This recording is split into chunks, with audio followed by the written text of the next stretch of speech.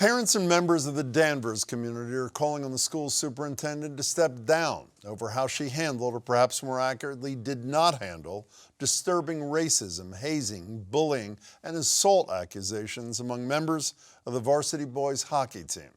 I do not have confidence in the superintendent, nor in the committee members who were involved in this long-term investigation. Everybody here is just covering yourself. Be honorable and resign. This is embarrassing. Over the past year and a half, there have been 3 separate investigations into what's happened, the details of which were not disclosed. It wasn't until the Boston Globe published a story this past weekend based on heavily redacted school reports that most people in the community found out about any of this. It started back in June of last year when 3 seniors on the team waved a Trump 2020 flag and were accused of shouting racial slurs at black sanitation workers, which they later denied. But as the school conducted interviews with players about the incident, one told them he was assaulted during weekly locker room rituals. According to the Globe, he told school officials, police, and the special investigator that a player touched him inappropriately after the team stripped naked in another locker room ritual known as Gay Tuesdays. And on Hard R Fridays, team members allegedly approached players and commanded them to shout the N-word, R being the final letter. The alleged victim said he had seen teammates who refused to obey be held down and beaten with a plastic sex toy called the Pink Dragon until it left an imprint on their faces, which is what he said happened to him that January. The reports also noted that at least one member of the team's coaching staff witnessed one of the rituals, and in a text message exchange obtained by the Globe, in which more than half the team apparently participated, one text made a crass joke about how Jews were murdered during the Holocaust, while numerous others included videos making light of the violent deaths of black people. One mocked an image of a black Danvers High student, suggesting he was being lynched.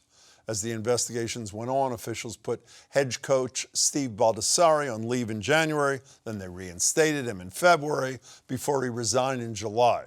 He'd also been the school's resource officer and is still a sergeant on the police force working in the Community Relations Juvenile Division.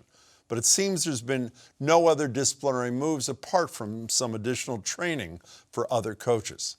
Following the Globe's report, Endicott College, where the team had practiced, banned Danvers from using its rink. But even worse, Danvers High is not alone. In March, Duxbury fired its high school football coach after his players used anti-Semitic and other offensive language on the field.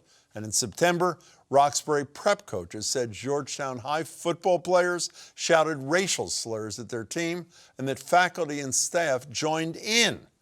And there's more. I'm joined now by a recent Danvers grad who's been pushing for larger consequences, 3-time All-State wrestling champion and former school committee student rep Maximilian Leete, and Peter Roby, interim director of athletics and recreation at Dartmouth College, former head of Northeastern Center for the Study of Sport in Society. Gentlemen, thank you so much for being here. And by the way, I should say, just before we started taping, the Globe reported racist, homophobic, and anti-Semitic graffiti was discovered at a middle school in Danvers. Peter, starting with you, what's your reaction not just to Danvers, but what seems to be an epidemic of this kind of behavior in Massachusetts high school sports? Well, I mean, it's really disappointing. It's disturbing. It's there's so many adjectives you could use, Jim. And so for me, it's an issue of why is this happening? Where is it emanating from? And what role are adults playing in promoting it? So each of these young people that may have been accused of these things are children of parents, and I'm wondering what the conversations are like at the living room, at the dining room table, in the living room, watching TV, watching the news, reading the papers. Are they being encouraged to feel this way? Are they are they leading by example and influencing the way their kids think about these things? So it's a real concern for me about the role that adults are playing in the lives of young people, not just the coaches and adults at Danvers High School, but the parents of the kids that are alleged to be involved in these things. You know, you seem to be on the same wavelength, Maximilian. You're quoted in the Globe saying that for the adults, there has to be accountability. There's been none so far. Has there, as far as you know? As far as I know, there hasn't been any accountability on the administrative level or any of the coaches that have been involved in the situation. For a long time, our school system was in a pattern and a constant repetition of sweeping under the rug, per se, and leading into continuing to cover it up for the students' sake and for the coaches' sake who had been part of this culture. Maximilian, when you hear the coaches say that they knew nothing about this, as someone who's been at that school, involved in the athletic community there, does that ring true to you? No, it actually, quite the opposite, rings true to me, because as being an athlete, a past athlete of Danvers Public School for quite some time, once parents and legal guardians drop off their kids into Danvers sports and to any sports district of a public education school, they should have full certainty that they're going to be taken care of by the adults and their coaches in charge. And that has been true for me personally in my experience. So it was quite disturbing, honestly, to hear that the coaches had no idea what was going on, to something to a degree that has created an entire culture. Do you believe them? Do you believe them, Maximilian, that they didn't know anything? No, I think that is another excuse by our school administration to cover up a certain incident to cover people's jobs and things like that, and to make sure they don't get a bad reputation. But I do believe that at least in my experience, that the adults are very involved. And for the administration, the coaches, and the athletic director to say that they had no knowledge of this, I think is quite preposterous, because as we are a very close school district and pretty much it's a towny type culture in our town, so everyone knows what's going on. So I find it really hard to believe that the adults or here had no idea. And Peter, the reality is a coach's responsibility. You've been one, you've supervised them. Their responsibility doesn't end on the playing field. If by some small chance some of them didn't know, they should have known, because the locker room is as much their responsibility as the playing field, is it not? Sure it is. And they're setting the tone for what their expectations are in the locker room and off the ice. They're creating a culture on their team based on the values that they espouse. And I'm sure there were other incidents that would have suggested that maybe there was a cultural issue that the coaches had to address. And the first time they saw evidence of that, they should have addressed it and continued to address it. So it sent the message that none of that was going to be tolerated. Plus, it would have been a message to the kids that were victimized to feel like they could come forward and tell the coach, what you've said is supposed to happen on his team is not happening. And I hope that you'll do something to address it. You know, Peter, one of the reasons I've enjoyed talking to you through the years is you don't just talk about problems, you're a problem solver.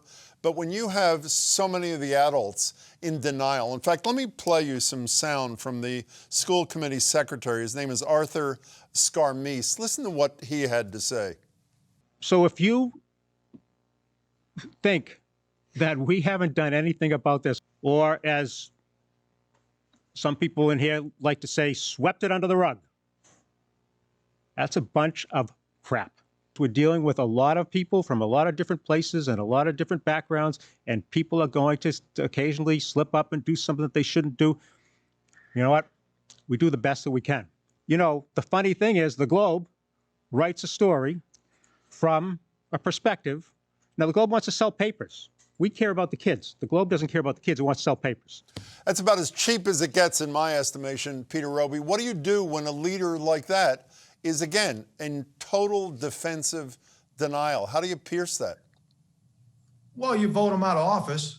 You know, you exercise your right, and you demand that there are different expectations. And so one of the things that could have been done potentially is protect the identities of the people involved, but let the community know that something really egregious has happened, and we're addressing it, and it's not going to happen again, because we're going to demand that our coaches be involved in what goes on in the locker rooms, that they are sending the right message about what they want their culture to be. And the athletes have an expectation that if they don't live up to the expectation, then they don't get the privilege of representing the school and the district on the athletic fields.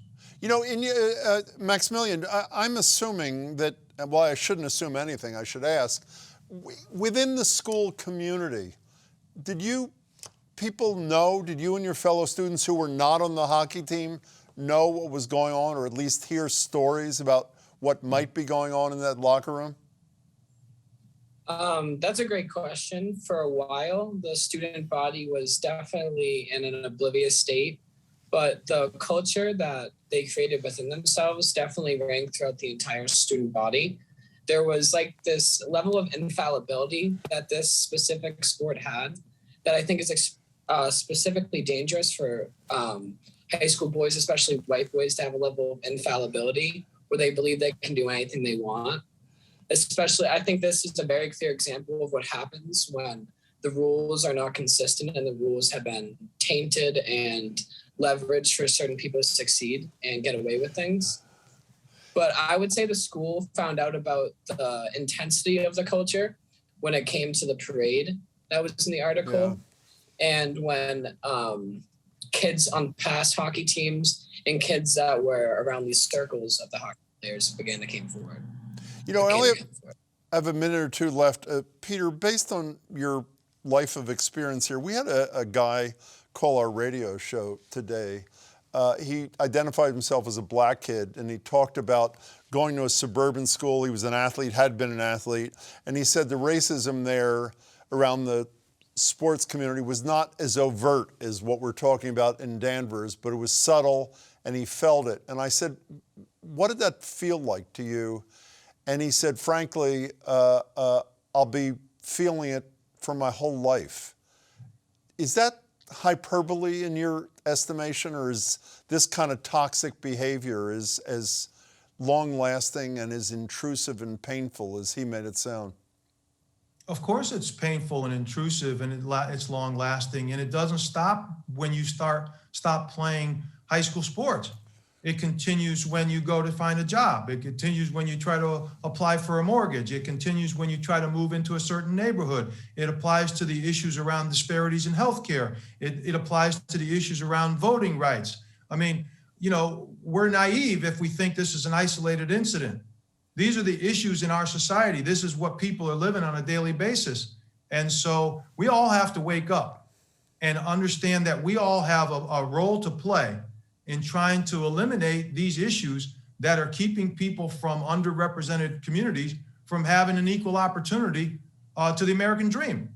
And so it manifests itself in more overt ways with issues around racism and homophobic slurs and using the N-word, but it's much more insidious than that, and it's much more dangerous than what we're seeing played out here in Danvers. We only have a couple of seconds, Maximilian. You want to reflect on what Peter had to say quickly, if you can? Yeah, I totally agree with a lot of things that Peter just had to said.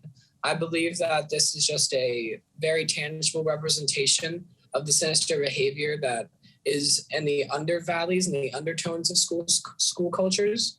And moving forward, it is extremely important how our school district and school districts around us respond to the allegations in order to build a more productive, effective future. Maximilian, I wish you a lot of luck in your future. I think you're off to a pretty good start. And Peter, as always, it is wonderful to hear your thoughts. Thank you both, gentlemen. Thank you, Jim.